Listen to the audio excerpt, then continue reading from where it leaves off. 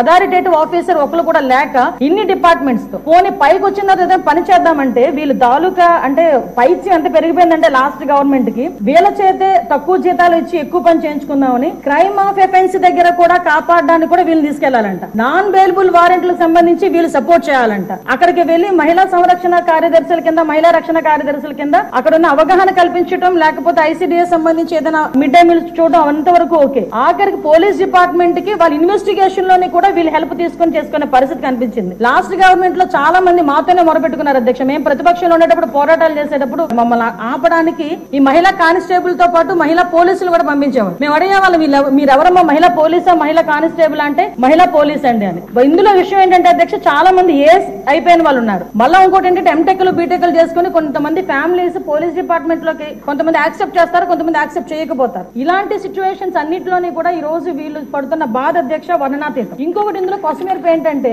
ఎన్నో సంవత్సరాల కానిస్టేబుల్ కింద చేస్తే హెడ్ కానిస్టేబుల్ ప్రమోషన్ వస్తుంది. హెడ్ కానిస్టేబుల్ దగ్గర నుంచి ఒక ఏఎస్ఐ ఎస్ఐ సిఏ ర్యాంక్ వరకు వెళ్తారు. వీళ్ళు ఎటువంటి రిక్రూట్మెంట్ లేదు, ఎటువంటి శారీరక దృఢ పరీక్షలు లేవు, ఎటువంటి రిటర్న్ టెస్టులు లేవు, ఎటువంటి ట్రైనింగ్స్ లేవు. వీళ్ళకి కూడా మహిళా పోలీస్ దగ్గర నుంచి అప్ టు ఇన్స్పెక్టర్ వరకు కూడా వీళ్ళకి కూడా ఒక ప్రమోషన్ జాబ్ చార్ట్ చేసి ఒక జీవో కూడా రిలీజ్ చేశారు అధ్యక్ష. అప్పుడు మనందరం అనుకునే వాళ్ళం తొగ్గులకు పరిపాలన దానికి ఇది ప్రత్యేక సాక్ష్యం కింద మనం ఈ మహిళా రక్షణ కార్యదర్శుల గురించి చూడాలంటే ఇది మనం చెప్పుకోవచ్చు అధ్యక్ష. ఇన్ని రకాలుగా వీళ్ళు చేసిన అధ్యక్ష వీళ్ళకి ఏంటంటే అధ్యక్ష ఎస్కార్ట్ డ్యూటీలు, బందోబస్తు డ్యూటీలు, వాళ్ళు అక్కడికి వచ్చి ఏడ్చేవారు అధ్యక్ష. ప్రస్తుతం చాలా మంది మేము వచ్చిన తర్వాత కూడా ఇప్పుడు ఈ విషయంలోనే గౌరవ సభ్యులందరూ కూడా చెప్పడం జరిగింది. వీళ్ళు పోలీస్ డిపార్ట్మెంట్ కి సంబంధించిన వాళ్ళ కింద ఉంచాలా లేకపోతే ఐసిడిఎస్ లో మనం పంపించుకోవాలా, వేరే ఎవరికైనా ఏదైనా జాబ్ చార్ట్ ఇచ్చి సపరేట్ గా వీళ్ళు ఏదైనా మనం చేయాలా అనేది ఆలోచన చేసుకోవడానికి ఒక సుదీర్ఘమైన చర్చ అయితే జరగాలి అధ్యక్ష. మేము చర్చిస్తాం అధ్యక్ష. నా అప్పీల్ ఏంటంటే ఇక్కడ గౌరవ సభ్యులందరూ ఉన్నారు, గౌరవ సభ్యులందరూ కూడా ఈ విషయంలోనే మనందరికీ కూడా అవగాహన ఉంది. ఈ గౌరవ సభ్యులందరూ కూడా ఈ విషయంలో ఈ మహిళా కార్యదర్శుల విషయంలో మనం ఏం చేస్తే వాళ్ళ సేవలు వినియోగించుకునేటట్టుగా ఉంటుందో